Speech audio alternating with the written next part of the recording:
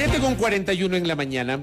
El presidente Guillermo Lasso, la noche de este lunes, declaró el estado de excepción por grave conmoción interna, eso dice el artículo 1 del decreto ejecutivo correspondiente, para enfrentar la ola de inseguridad que vive la República. Está claro que hay un problema social muy complejo derivado justamente de este auge delincuencial, hechos que nos espeluznan.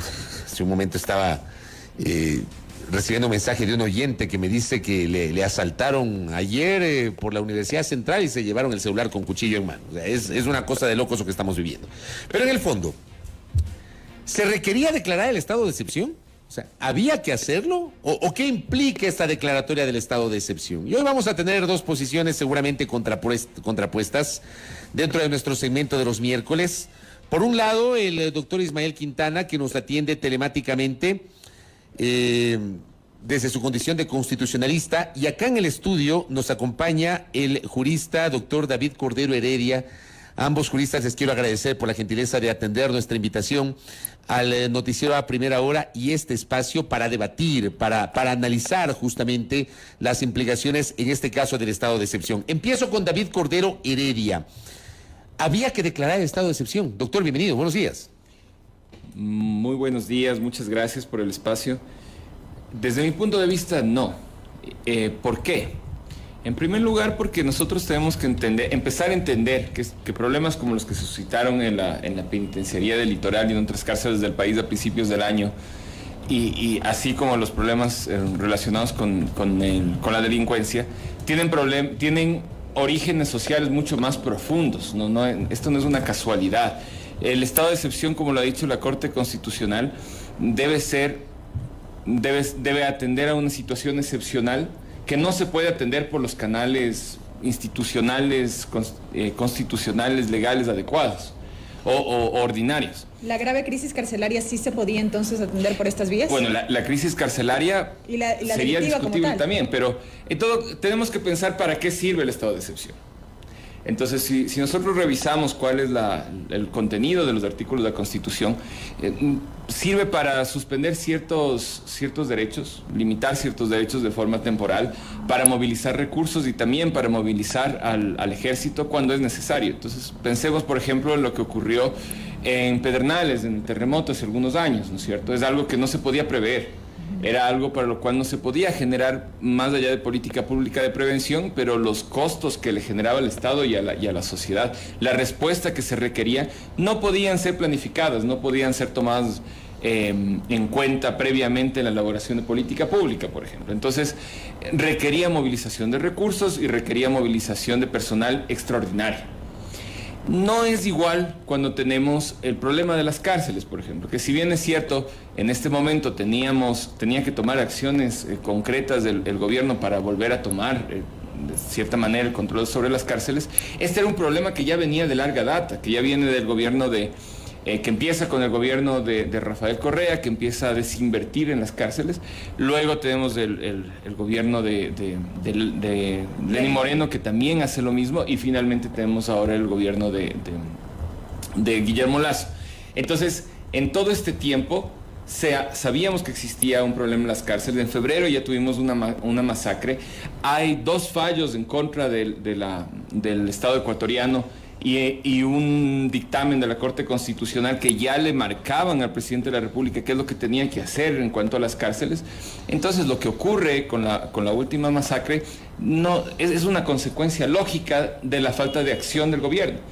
Entonces, que luego se pretenda de alguna manera para mostrar algún tipo de acción hacia la ciudadanía, decir que se ha dictado un estado de excepción, bueno, parece que en el tema carcelario llegamos de ese extremo. Pero tenemos que también asumir las responsabilidades. Correcto. Ahí me gustaría, en cambio, conocer el criterio de Ismael Quintana. Doctor Quintana, bienvenido, buenos días. ¿Cómo le va? Hola, Fabricio. Hola, Belkis. Un abrazo para ustedes. Un saludo para David Cordero y también para los amigos de Sonora. A ver, el presidente de la República tiene una facultad, un poder constitucional que es innegable, que es el de poder decretar el estado de excepción bajo ciertas condiciones, las que están básicamente establecidas en el artículo 164 de la Constitución. El decreto que está vigente establece que se ha acudido al argumento o a la causal de grave conmoción interna. Y en esto voy a ser, digamos, muy enfático. Yo sí creo frontalmente que la situación actual de la inseguridad del país, por supuesto, yo no soy un experto en temas de seguridad, ni me las doy de todólogo, eso lo manejan los expertos, pero para nadie es un secreto. Si soy un ciudadano que mira noticias y que abre un periódico, al menos de rato en rato, y para nadie es un secreto la situación actual de inseguridad que vive el país. Gente que sale a un centro comercial a tomarse un helado, a darse una vuelta y se encuentra en medio de una balacera porque hay individuos que entran a asaltar. El domingo escuchábamos y se hizo viral el video, creo que era en algún restaurante, en algún sitio, donde lamentablemente muere un menor de edad por consecuencia de un acto de delincuencia. Se asaltan a los deportistas en los parques, también son cuestiones que se han hecho virales. Entonces, naturalmente, creo yo, el presidente ha decretado con justificación constitucional suficiente que estos hechos de incremento de inseguridad, que además han desbordado la misión de la Policía Nacional, que es la que constitucionalmente está llamada a la protección del orden interno, de la seguridad pública, está siendo desbordada y que por lo tanto el presidente tiene que echar mano de estas facultades constitucionales extraordinarias como el estado de excepción.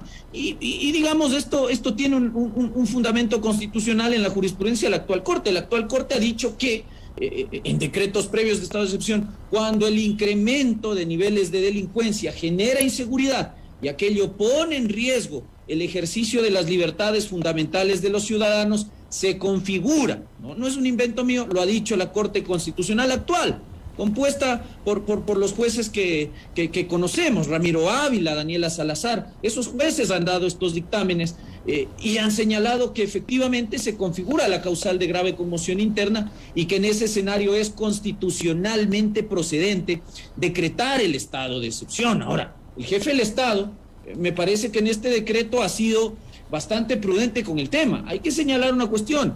Este decreto no suspende ni limita el ejercicio de ninguna de las libertades fundamentales que pueden merecer una restricción en un régimen constitucional de excepción, conforme el artículo 165. No hay suspensión de las libertades de asociación y reunión.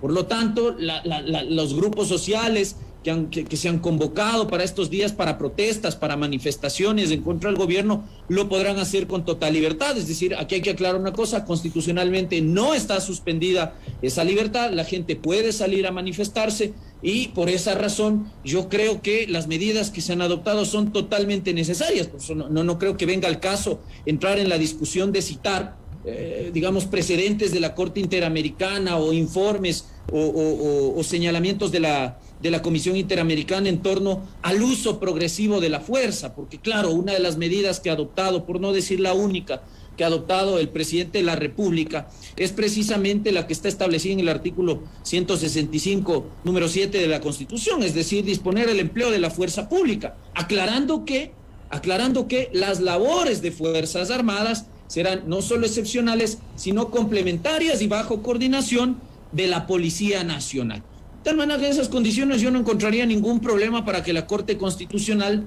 dictamine la conformidad formal y material del decreto de estado de excepción, la conformidad constitucional.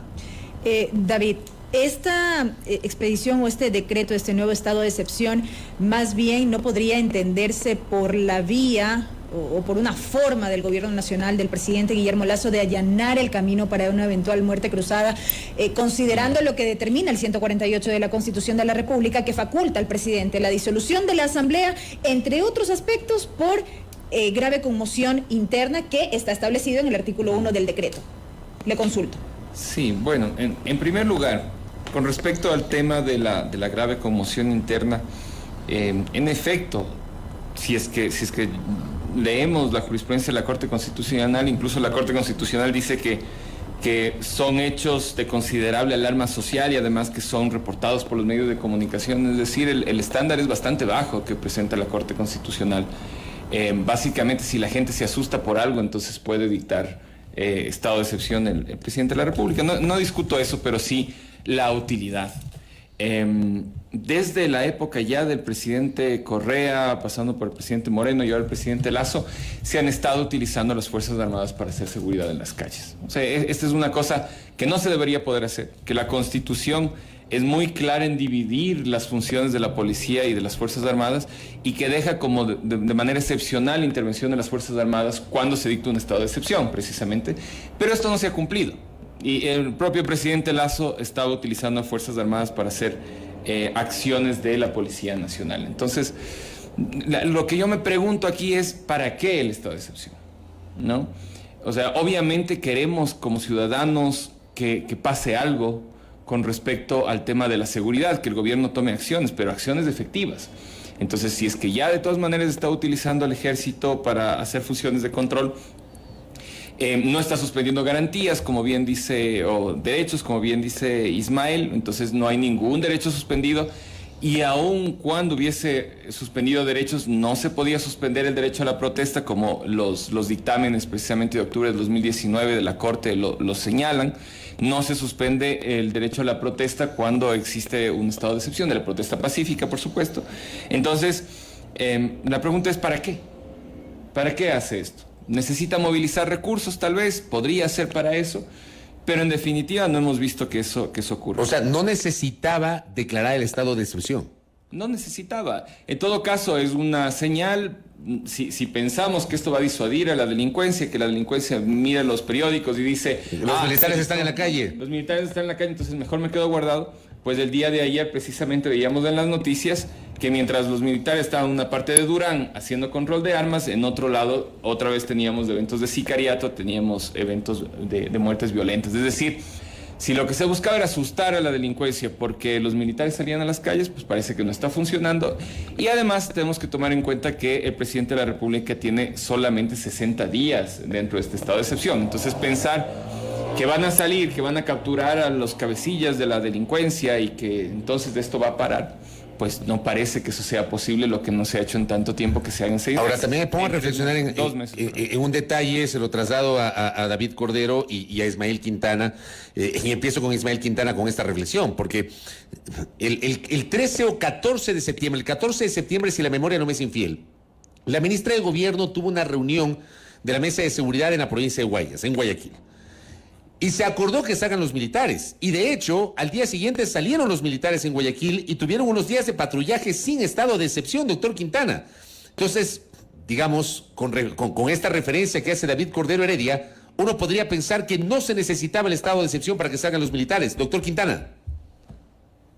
A ver, yo no creo que sea así. Lo que ocurre es que con la Ley de Seguridad Pública del Estado, hecha en la época de ya sabemos quién, se le entrega al Instituto de las Fuerzas Armadas las facultades sin necesidad de recurrir a la declaratoria de estado de excepción, ojo, por eso es lo que usted pregunta. Y esto tiene fundamento en esa ley muy mal hecha, que hoy ahora se critica, pero que cuando se hizo estaba bien. Entonces, claro, empezamos a utilizar a nuestras Fuerzas Armadas para distraer de sus misiones fundamentales. ¿Cuáles son las misiones constitucionales de las Fuerzas Armadas?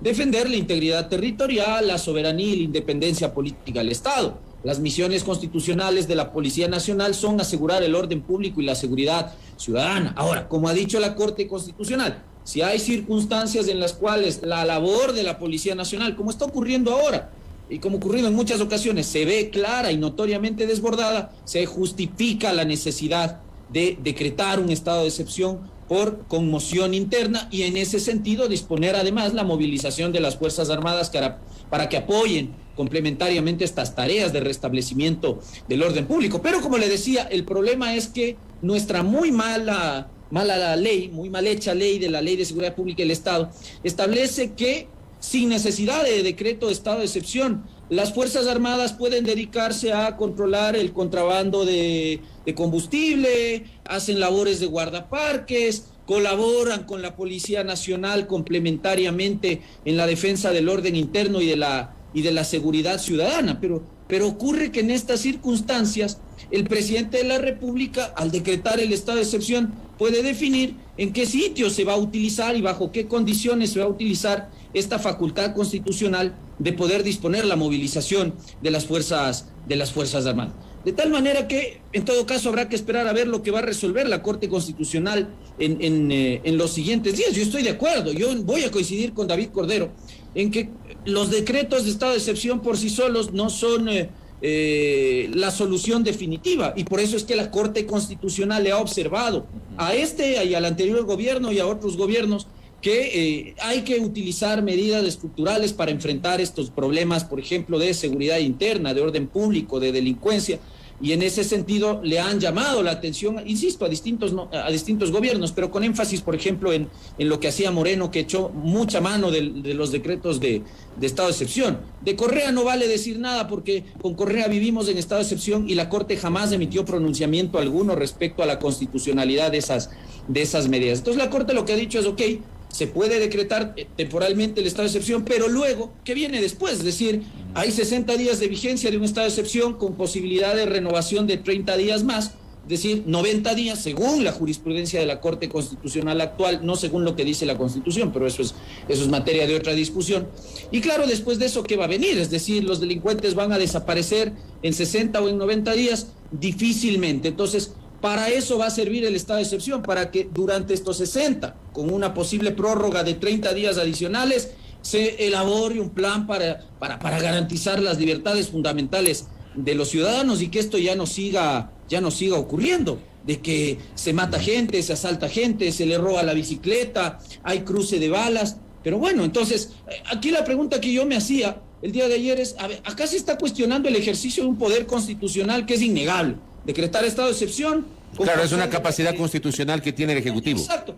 Sí, pero acá se cuestiona, ¿no? Porque a mí me encanta que se diga, estamos en un nivel de inseguridad tal, gobierno haga algo. El gobierno ejerce el poder constitucional de decretar el estado de excepción, porque tampoco puede sacar militares y policías a las calles con tanques y a dar bala a los delincuentes, ¿no? Entonces toma una medida proporcional, necesaria, justificada, como es la declaratoria del estado de excepción, ¿ya? Se dispone el empleo de la fuerza pública, que es una de las facultades que tiene el presidente dentro del régimen de estado de excepción.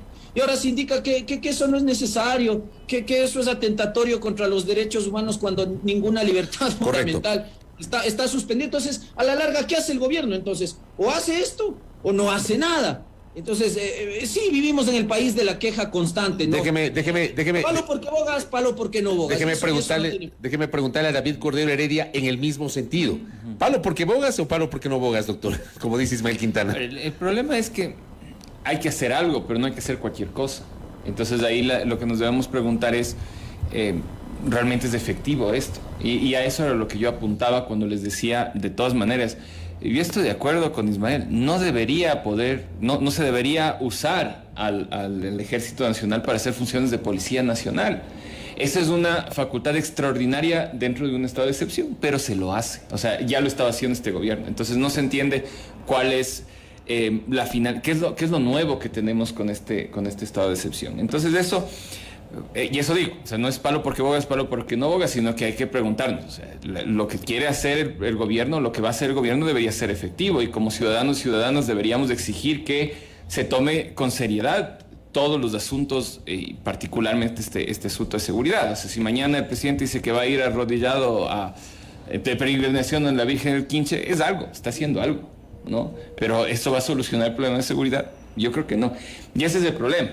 Ahora, esto es importante, porque el contexto del estado de excepción se da en un momento de crisis política, es lo que ustedes estaban preguntando, ¿no? Así es. ¿Qué efectos tiene? O sea, de todas maneras ya estaba sacando a los militares a las calles, no parece que no ha decretado, no ha ordenado el pago anticipado de impuestos, más allá de una frase que tiene el estado de excepción de que el Ministerio de Finanzas tendrá que movilizar los recursos necesarios para cumplir el estado de excepción, no dice nada más. Entonces parecería ser que estamos en lo mismo, ¿no? Pero sí hay consecuencias importantes dentro del estado de excepción y consecuencias políticas. En primer lugar, el presidente de la República ya dijo, antes de dictar este estado de excepción, que él podría enviar más de un proyecto de ley económico urgente a la Asamblea porque estamos en estado de excepción, y se refería al estado de excepción de las cárceles. Así es. Esto fue fuertemente criticado por muchas personas porque era absurdo que si teníamos un estado de excepción de las cárceles y se supone que las medidas debían estar enfocadas a solucionar ese problema, se mande una ley de reforma al código del trabajo, ¿no? No tenía ninguna conexión. ¿no? Entonces, era un uso de ese estado de excepción. Ahora, tenemos un estado de excepción diferente a nivel nacional, lo cual también es contradictorio porque aparentemente de los datos y de la información que el propio presidente de la República y los medios de comunicación nos han hecho conocer, estaría focalizado este aumento de violencia, ¿no? Entonces, y es más, el estado de excepción, después de decir que es a nivel nacional, dicen qué provincias efectivamente se realizarán la movilización de fuerzas militares. Pero el estado de excepción es nacional. Entonces a mí no me sorprendería, y aquí estoy especulando, pero no me sorprendería que el presidente de la República utilice este estado de excepción para mandar más de un proyecto económico urgente. Es decir, para insistir al legislativo que trate estos proyectos de ley que envió y que el CAL rechazó porque no se cumplían los requisitos mínimos. Pero ahí hay una lectura, perdón, si me permite. El 140 de la Constitución dice, mientras se discuta un proyecto calificado de urgente, el presidente de la República no podrá enviar otro salvo que haya decretado el estado de excepción. Allí la discusión parte en el sentido, y desde el punto de vista de algunos juristas, de que en este momento no existe un proyecto en trámite, en discusión calificado de urgente, con lo cual no podría enviar estos dos a la vez. Y ahí tuvimos la decisión del presidente de la República de que enviaría por separado, digamos. Bueno, vamos a ver cómo interpreta esto el CAL, cómo interpreta el presidente de la República. Ya hubo una interpretación del propio presidente de la República respecto a que sí existía unidad de materia en el megaproyecto de ley que envió. Digamos, vamos a ver cómo se resuelve esto, ¿no? Pero indiscutiblemente el artículo 140 de la Constitución abre la posibilidad de que durante el estado de excepción se presente más de un proyecto económico urgente. Pueden ser presentados de forma consecutiva. Si se empieza a discutir uno, luego puede venir el otro. De todas maneras, esta prohibición del 140 de que no se haga esto, excepto en estado de excepción, digamos, estaría cubierto con el estado de excepción. Entonces hay una cuestión. La otra cuestión que tiene que ver con lo político son las movilizaciones. Entonces, en efecto, no está suspendido el estado de excepción, pero tenemos que tomar, el derecho a la movilidad, el derecho a la protesta no se puede suspender en estado de excepción. Sin embargo, sí hay un peligro. Y si nosotros vemos lo que pasó en octubre del 2019, quienes tuvimos la posibilidad de analizar cuáles fueron las actuaciones de la fuerza pública en esa época, nosotros vemos que existieron muchos abusos basados en el hecho del estado de excepción, porque una cosa es lo que dice la ley y el estado de excepción, y otra cosa es cómo lo interpreta esto la fuerza pública. Y además cómo lo interpreta la fuerza pública cuando el propio presidente de la República dice, si es que ustedes cumpliendo la ley, se entendería, ¿no? O más allá de cumplir la ley, ustedes cometen abusos, yo les voy a indultar. Entonces le está diciendo a la fuerza pública, básicamente, ustedes no se preocupen, excédanse todo lo que sea necesario para cumplir las funciones encomendadas a ustedes, que de todas maneras ustedes van a quedar impunes aunque violen la ley, porque eso es básicamente cuando se les aplicaría la norma penal a la policía y a los miembros de la policía y al ejército. Entonces ahí hay un mensaje muy peligroso, y si es que se dan las movilizaciones sociales en efecto en estos días durante estado de excepción, pues los abusos que podría llegar a cometer el ejército y la policía son un riesgo para la ciudadanía. ¿Qué piensa Ismael Quintana sobre esta reflexión de David Cordero Heredia? Doctor Quintana. A ver, que me parece que no tiene ninguna justificación desde el punto de vista constitucional. Primero, y está bien que se acepte que son especulaciones. Primero, no necesita el presidente de la República, en régimen de estado de excepción, enviar proyecto de ley de urgencia económica, porque una de las facultades extraordinarias que asume el jefe del Estado cuando decreta estado de excepción, según el artículo 165, número 1, es precisamente disponer la recaudación anticipada de tributos. Así que al menos el tema tributario, que es lo que se ha estado discutiendo en estos días, que se podría presentar, se podría resolver fácilmente. Y del decreto no aparece la medida de recaudación anticipada de tributos. Entonces, no entiendo por qué se entra en esta especulación de que el presidente podría, a pretexto del decreto de estado de excepción, remitir más de un proyecto de ley de esta materia, cuando incluso yo escuché con un colega de ustedes en una entrevista sostener a la ministra Vela que la decisión del gobierno no va a ser, como inicialmente había anticipado el jefe del Estado, enviar al menos 2 proyectos de ley de forma simultánea, calificados como urgente económico, lo tributario y lo laboral, sino que lo haría, no sé si en estos días, en esta semana, pero lo haría inicialmente solo con el tema tributario, esperarían los 30 días establecidos en el artículo 140 de la Constitución y luego remitirían la iniciativa normativa laboral. Entonces, creo yo que esa duda de que se estaría aprovechando políticamente el decreto de excepción para empujar o para presionar a la legislatura que tramite simultáneamente 2 proyectos de ley de urgencia económica no tiene sustento. Lo otro, vuelvo a insistir, el presidente también en estado de excepción puede suspender o limitar varios derechos fundamentales. En muchos casos la Corte lo ha admitido, como el caso de la asociación y la reunión, que constitucionalmente pueden ser suspendidos o limitados. Cierto es que la jurisprudencia de la Corte actual, que es básicamente la única que tenemos, porque insisto, la Corte cervecera poco o nada dijo en materia de estado de excepción, entonces ahí no tenemos mayor desarrollo jurisprudencial, pero la Corte actual ha dicho que en un contexto de conmoción interna no es que no es constitucionalmente posible, sino que no es justificable, no es proporcional suspender el ejercicio de la libertad de asociación o de reunión, de tal manera que también es una mentira esto que se está sosteniendo. No lo digo que ha dicho David, pero yo sí he leído de mucha gente y escuché de mucha gente sostener esto de que el decreto se está usando para impedir las protestas. No, las protestas se van a poder dar en el marco, siempre que se asegure el orden el orden público y la seguridad ciudadana, es decir, siempre que no quemes edificios públicos, siempre que no secuestres militares y policías, siempre que no agredas periodistas,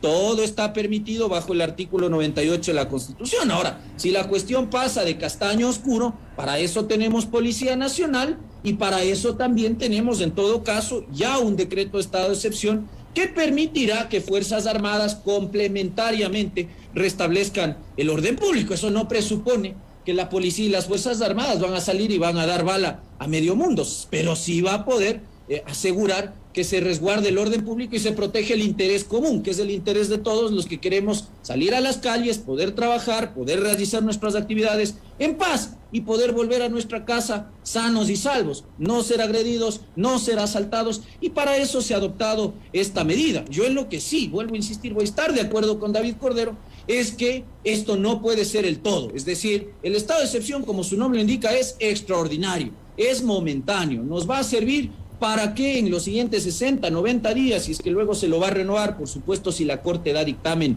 favorable, se pueda ya trabajar en un plan que permita a las autoridades competentes ir armando tareas de forma estructurada, de tal forma que el presidente no tenga que estar recurriendo a esta herramienta cada cierto tiempo en el cual, por ejemplo, se presenta esta causal de conmoción interna. Pero de ahí a decir que esto incluso, por ejemplo, porque otra cosa que se ha dicho y que es mentira, que esto allanaría el camino para que el presidente decrete la famosa muerte cruzada. Justo hacia allá iba mi siguiente pregunta para usted y que le hacía a David. ¿No se allanaría el camino para el efecto?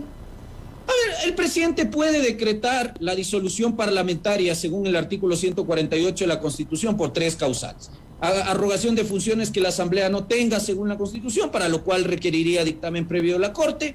La famosa grave crisis política y conmoción interna, para lo cual no se requiere dictamen de la Corte, así como también en el evento de una obstrucción al Plan Nacional de Desarrollo. Porque quienes hemos hablado en estos días un poco del tema de la muerte cruzada, yo, por ejemplo, no creo que en el país se esté presentando el escenario o la causal constitucional de grave crisis política y conmoción interna. Es decir, no creo que estemos, al menos no todavía, en ese escenario. Aunque esté determinada en el decreto del estado de excepción.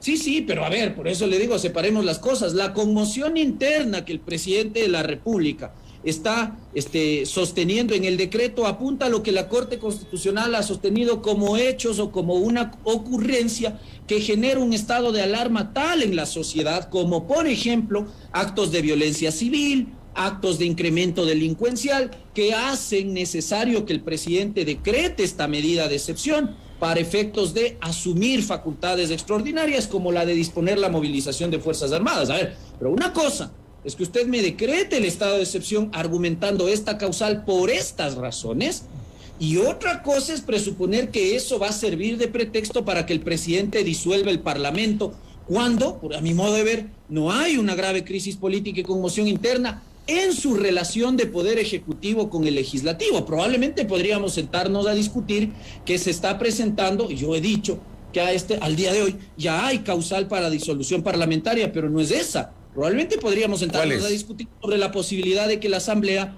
a través de estas actitudes de bloqueo... El bloqueo del Plan Nacional de Desarrollo podría ser una causal. Efectivamente. Pero vea, doctor, ¿qué bloqueo? ¿Que se traduce cómo? ¿En qué manera? Claro. A ver, el presidente ha presentado el proyecto de ley de la libertad de expresión, 14 artículos, proyecto de ley que en 5 meses no ha pasado siquiera con informe a primer debate. Presentó las reformas a la ley de educación superior, sin informe para primer debate, después de ¿cuántos meses? Presenta la ley de creación de oportunidades. Podemos discutir esta vida y la otra sobre lo que ustedes, David o yo, creamos que es el principio de unidad de la materia. Lo cierto es que la jurisprudencia constitucional anterior y actual es lo suficientemente amplia como para que la Asamblea hubiese dado trámite a ese proyecto de ley. Lo estoy diciendo al amparo solamente de la jurisprudencia constitucional. Pues, sin embargo, el CAL, además de decirle que no cumplía con la unidad de la materia porque al CAL se le ocurrió, desoyendo la jurisprudencia constitucional, se le ocurrió además decir que el proyecto es regresivo en materia de derechos, ¿no? Ejerciendo esta facultad de Corte Constitucional que no la tiene ni siquiera la propia Corte Constitucional, este control preventivo de constitucionalidad de los proyectos de ley. Luego viene el tema de la discusión, del plazo, el término, pero a la larga la Asamblea rehuyó al debate de la proforma presupuestaria. Entonces, a ver, perdón, pero si esto no va configurando una intentona de bloqueo a las iniciativas del presidente de la República, bueno, entonces sentémonos a esperar que pasen 3 años para que el presidente ya no pueda tomar la decisión. Entonces, si aquí hay causal, a lo que quiero llegar, y puede sentarse uno a discutir esto, pero si aquí hay causal para disolver a la Asamblea Nacional, es decir, ir a esto que nosotros llamamos muerte cruzada, que no es ni tan muerte ni tan cruzada por las razones que ustedes ya conocen. Bueno, si aquí hay causal, la causal no es grave crisis política, la causal es el tema del bloqueo al Plan Nacional de Desarrollo. Que depende de la óptica desde que se la mire. Claro, y yo coincido con lo que dice Ismael Quintana, ni es tan muerte ni es tan cruzada, porque el que tiene la sartén por el mango, según el 148 de la Constitución, es el presidente de la República, que en un microsegundo puede enviar con firma electrónica el decreto ejecutivo. ¿Qué piensa de estas reflexiones David Cordero Heredia? Por favor, doctor. A ver, hay algunos puntos. En primer lugar, es verdad que estamos especulando, pero digamos de alguna manera es una especulación informada por los antecedentes, ¿no es cierto? En primer lugar, sobre este tema de que envíe más de un proyecto de ley, es verdad, yo también escuché las declaraciones del día de ayer de que no se lo iba a hacer, pero a principios de semana dijeron, más bien a finales de la semana pasada dijeron que sí lo iban a hacer. O sea, estaban hablando del estado de excepción sobre las cárceles y decía el propio presidente de la República sí se podrían mandar 2 proyectos de ley tomando en cuenta que estamos en estado de excepción. Luego alguien, seguramente su staff jurídico le dijo, acaba de decir una barbaridad, señor presidente. Entonces el señor presidente ya se corrigió, luego dictaron este estado de excepción, pero digamos que la idea está ahí. Mejor que no lo haga. Yo estaré, digamos, satisfecho si es que no lo hace, digamos. No quiero que se cumplan estos malos presagios. En segundo lugar, el tema de la movilización. Si nosotros vemos las declaraciones o cómo se difunde la información en la propia prensa, vemos que los medios de comunicación incluso de alguna manera especulan sobre este tema de la movilización y de lo que podría pasar. Y ya en la práctica, cuando estamos en la calle, cuando tenemos a un policía nacional o un militar que la única información que sabe es que está en estado de excepción, pues no sabemos qué conocimiento tiene de la Constitución, del contenido del estado de excepción. Para ellos lo que pasa es que se ha suspendido el régimen jurídico ordinario y estamos en un régimen excepcional. Eso pasó en octubre de 2019, cuando tratábamos de ingresar a flagrancia, por ejemplo, para defender a las personas detenidas. Los policías que estaban afuera no nos dejaban entrar porque nos decían estamos en estado de excepción y por tanto usted no puede entrar, ¿no? O cuando arrestaron a más de 100 personas dentro de un cuartel de la policía en el norte de Quito. Igual, o sea, nosotros decíamos, a ver, momento, esto está prohibido por la Constitución, usted no puede arrestar gente dentro de un cuartel. Y ellos decían, no, es que estamos en estado de excepción. Entonces, se siente autorizada la fuerza pública a darse ciertas libertades. Entonces, es por eso... pueden desembocar en arbitrariedades. Exactamente, que desembocaron en efecto en octubre del 2019. Y sí cabe, en efecto, hablar un poco de qué es lo que le ha pasado al Estado por hacer este tipo de cosas, ¿no? Hay que revisar la historia. finalmente, ¿no? Y en efecto nosotros tenemos informes de la Comisión Interamericana de Derechos Humanos en el año 98, en el año 1997 también.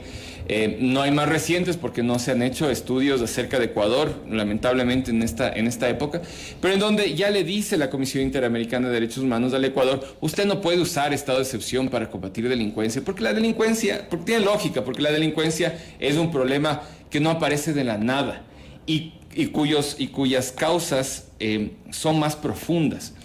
Y finalmente, y también la Corte Interamericana, en el caso Zambrano Vélez, observó que el Estado ecuatoriano estaba haciendo un mal uso de los estados de excepción para combatir la delincuencia. Entonces, ¿qué es lo que puede pasar? Puede pasar lo que ya ha pasado antes en Ecuador, que se abuse de este tipo de medidas del estado de excepción porque los militares, los policías se sienten autorizados a cometer excesos.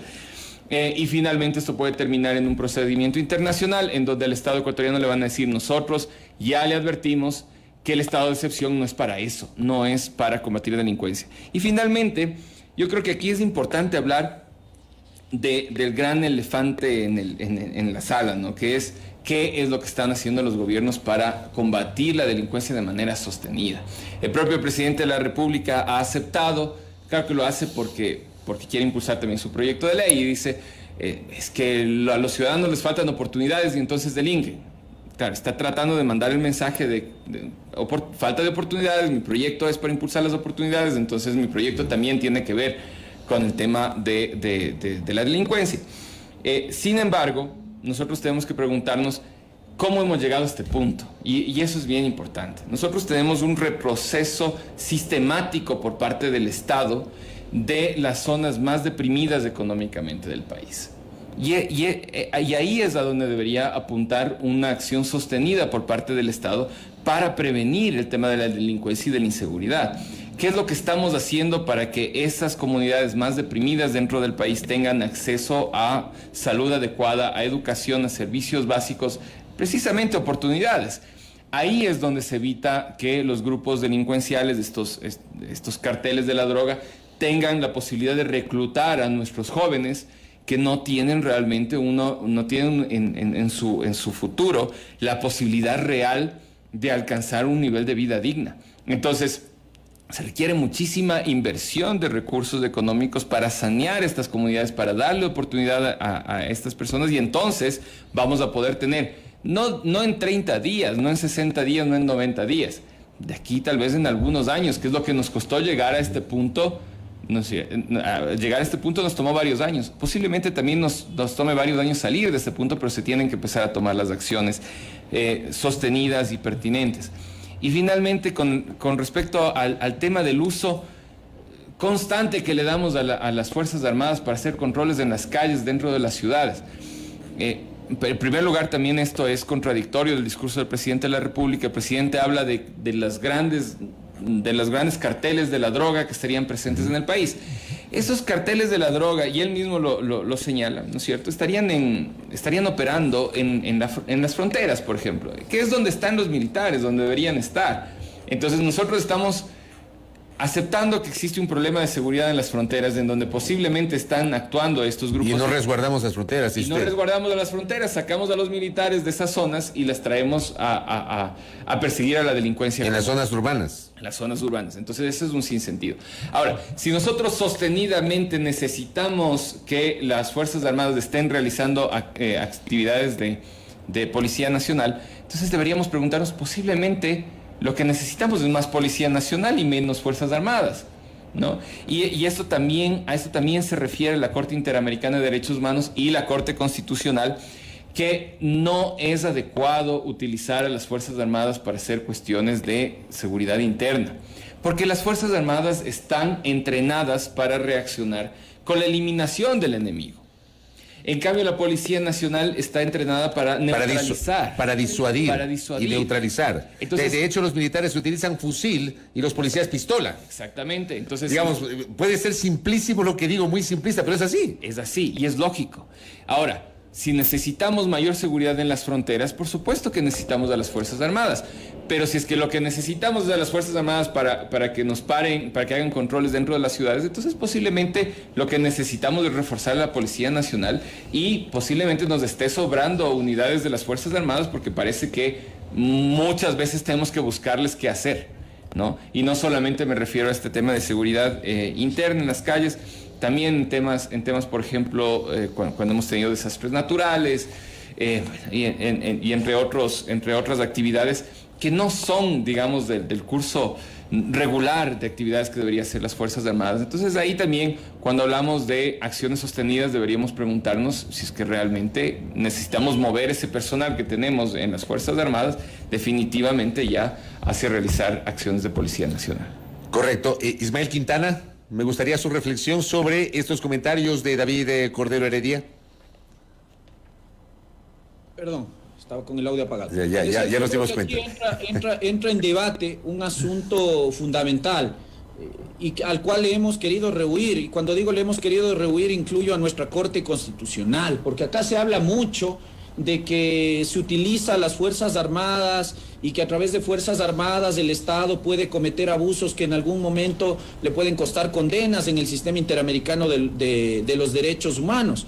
Y precisamente, ¿a qué quiero llegar? A que se suele utilizar las palabritas empleo del uso progresivo de la fuerza, ¿no es cierto? Dice, no, cuidado, las Fuerzas Armadas en el cumplimiento de sus misiones complementarias con Policía Nacional deberán observar el uso progresivo de la fuerza. Pero claro, ¿quién me define a mí qué es el uso progresivo de la fuerza para determinar a futuro ulteriores responsabilidades? Y resulta que acá, el año anterior, el Ministerio de Defensa, a cargo del general Jarrín en ese momento, elaboró un reglamento, un acuerdo ministerial, en el cual se establecían ya ciertas normas para determinar y regular precisamente cómo debían operar las Fuerzas Armadas en el cumplimiento de estas misiones complementarias, que no son las que la Constitución le entrega. Resulta que ese tema fue objeto de 10.000 demandas de inconstitucionalidad en la Corte. Y claro, nuestra Corte Constitucional no se tardó ni 5 segundos en decir que esa normativa era inconstitucional. Entonces, a lo que quiero ir es a dónde mismo queremos llegar. A ver, te quejas por la inseguridad, te ponen Fuerzas Armadas ahí. El Ministerio de Defensa en su momento intentó tener normativa, porque el problema es que acá no tenemos una normativa que regule lo que debe entenderse por empleo del uso progresivo de la fuerza. Cuando intentamos tener una normativa, la Corte se la baja. ¿Ya? Se la baja diciendo que es contraria a los derechos humanos, que eso permitiría por parte del Estado un uso desmedido de la fuerza y que eso generaría responsabilidades internacionales futuras. Entonces, claro, si tú empleas a las Fuerzas Armadas para colaborar con el restablecimiento del orden público en el marco de un estado de excepción, pero las Fuerzas Armadas no tienen un marco operativo, un marco normativo de cómo deben proceder, bueno, probablemente ahí se pudiesen llegar a producir hechos que generen responsabilidad posterior por parte del Estado, pero eso es por falta de norma, pues. Entonces no es un tema de decir, es que el policía sale con pistola y el militar sale con fusil. Muchas veces los delincuentes están mejor armados que los propios policías y los militares, ¿ya? Y resulta que en este país de locos, usted procesa a los policías o a los militares en el evento que corresponda por desempeñar el cumplimiento de sus funciones y de su deber. Oye, actualmente hay un policía, no me acuerdo ahora el nombre, de un policía que está siendo condenado o al menos ya procesado por haber cumplido su deber. ¿De qué? De evitar que a una persona se la asesine como consecuencia de un acto delictivo. Entonces, estamos llegando a ese extremo, perdóneme, en el que importan los derechos fundamentales de los delincuentes, que sí que los tienen, yo no estoy diciendo que no, pero se los están poniendo por el bienestar colectivo y el bien común del resto de ciudadanos, y en medio de eso, claro, se pasa por delante a policías y militares. Usted pregunte cuántos policías o cuántos militares están dispuestos realmente, por ejemplo, a abatir, aunque suene muy duro lo que estoy diciendo, a abatir en el cumplimiento de sus misiones para evitar que a una persona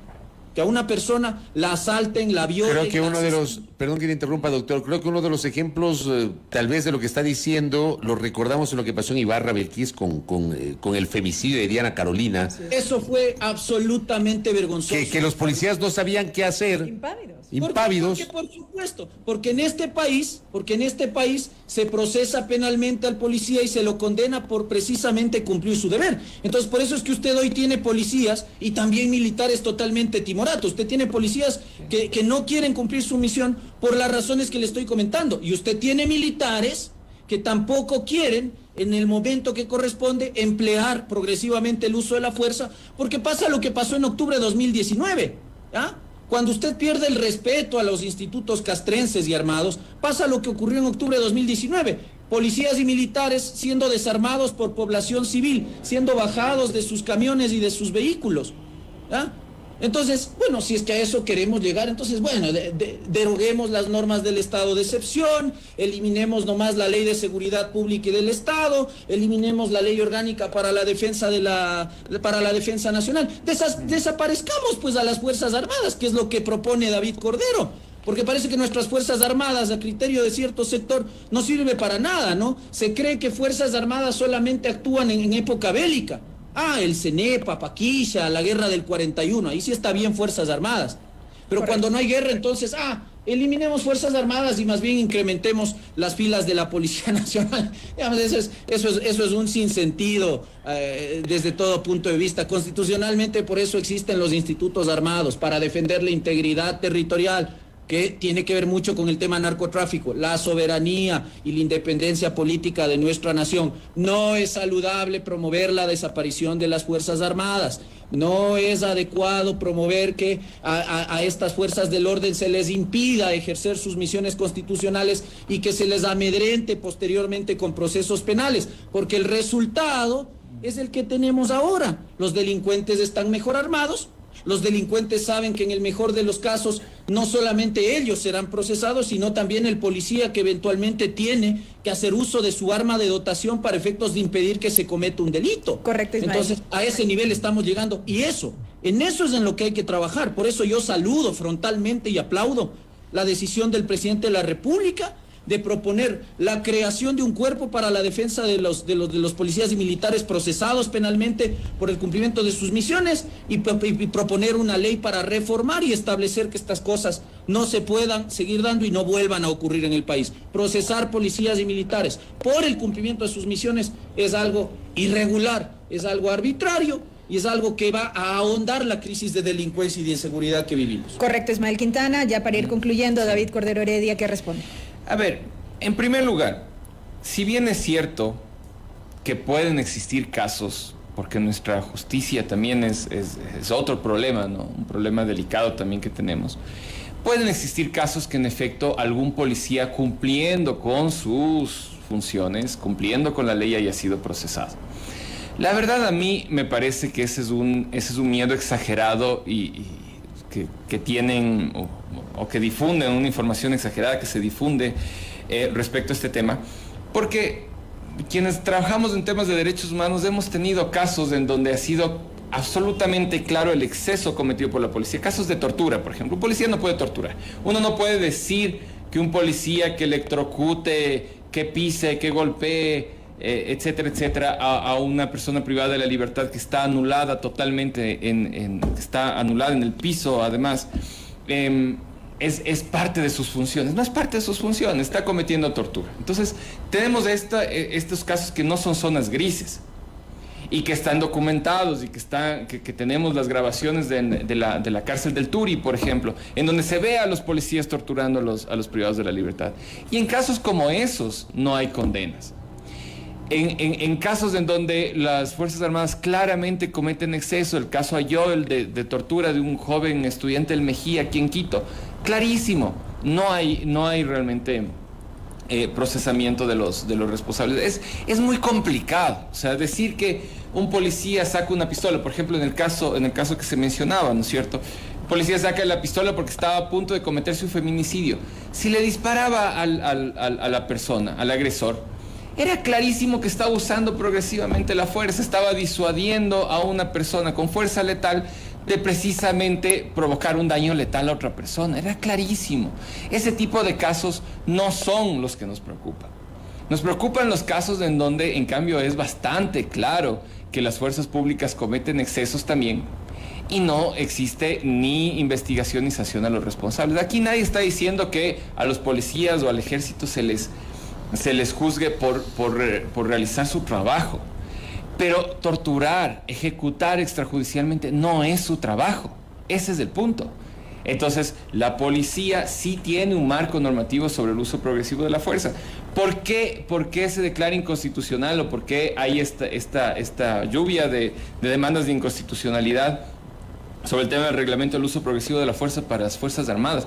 Porque las Fuerzas Armadas no deberían estar involucradas en este tipo de actividades de control de la delincuencia.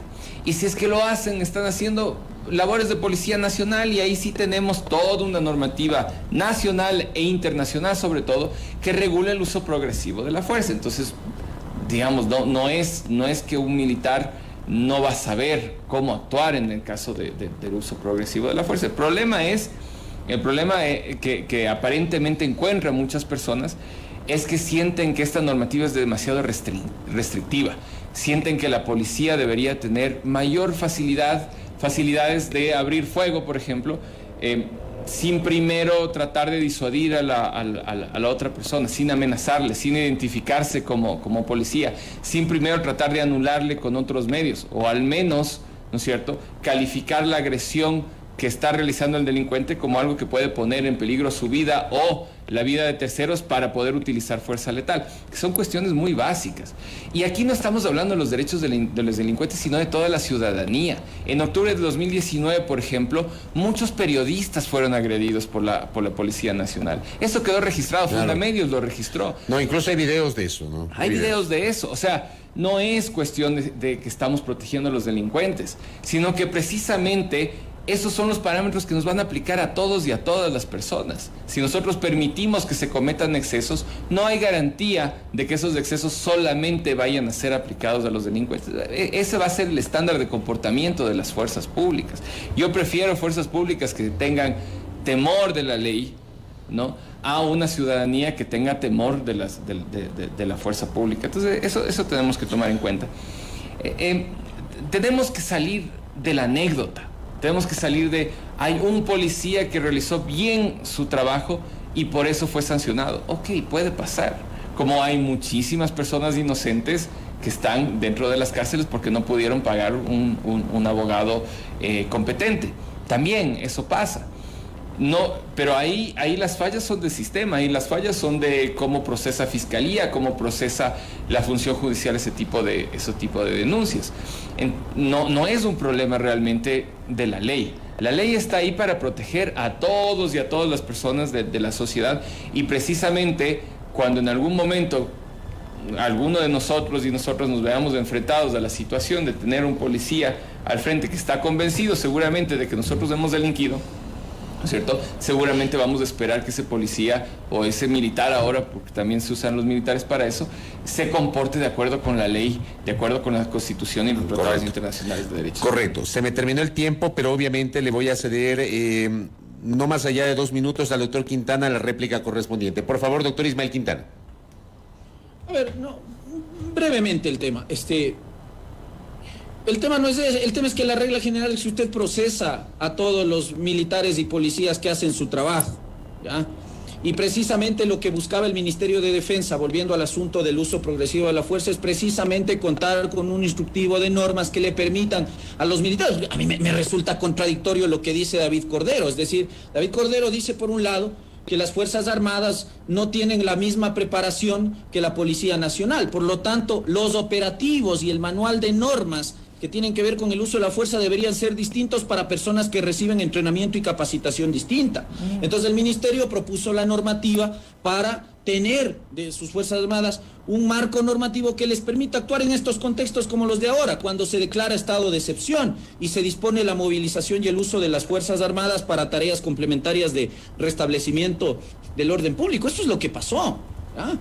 Y vuelvo a insistir, en Ecuador la regla general es que se procesa y se juzga y sanciona a militares y policías por el cumplimiento de su deber. Yo le diría más bien que es al revés. Pocos son los casos, y esos son los que han llegado al ámbito del sistema interamericano de derechos humanos, en los cuales realmente se puede evidenciar cualquier otro exceso por parte de la fuerza pública. Pero a mí sí me parece una irresponsabilidad promover, vuelvo a insistir, que las Fuerzas Armadas o los institutos armados deban prácticamente desaparecer. Lo cierto, mi querido Fabricio y estimada Belkis, es que el decreto está vigente, se lo tiene que aplicar. Yo sí prefiero que los delincuentes le teman a la fuerza pública y que no sea la fuerza pública la que le tema a los delincuentes, que es lo que nos está ocurriendo al día de hoy. Y sí prefiero también fuerza pública que actúe bajo el marco de la ley. El problema es que en el caso del uso progresivo de la fuerza no tiene ley.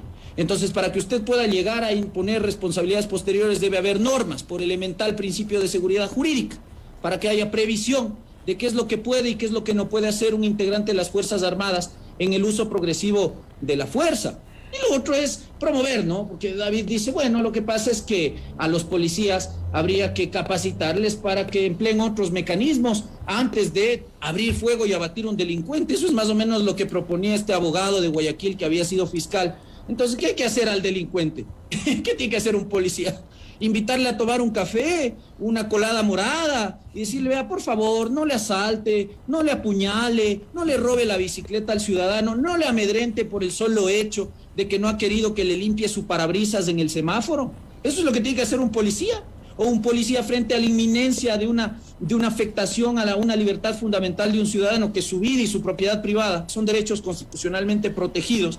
¿Qué tiene que hacer el policía? Hacer lo que pasó en el caso que usted, Fabricio, comentaba. O sea, esperar a que el delincuente asesine a la mujer para efectos de que ahí sí pueda proceder a abrir fuego. O esperar a que aquellos delincuentes que entran súper armados a los centros comerciales y abren fuego y asesinan gente, ¿qué? Esperar, como propone este abogado de Guayaquil que le decía, cuyo nombre no recuerdo, que el delincuente salga, dice, que el delincuente salga, que huya, y que cuando esté huyendo ahí si el policía se identifique y le diga soy policía. Ese tipo de propuestas. Correcto. No tienen sindéresis ni coherencia para mí, perdóneme que se lo diga con todo cariño. Correcto.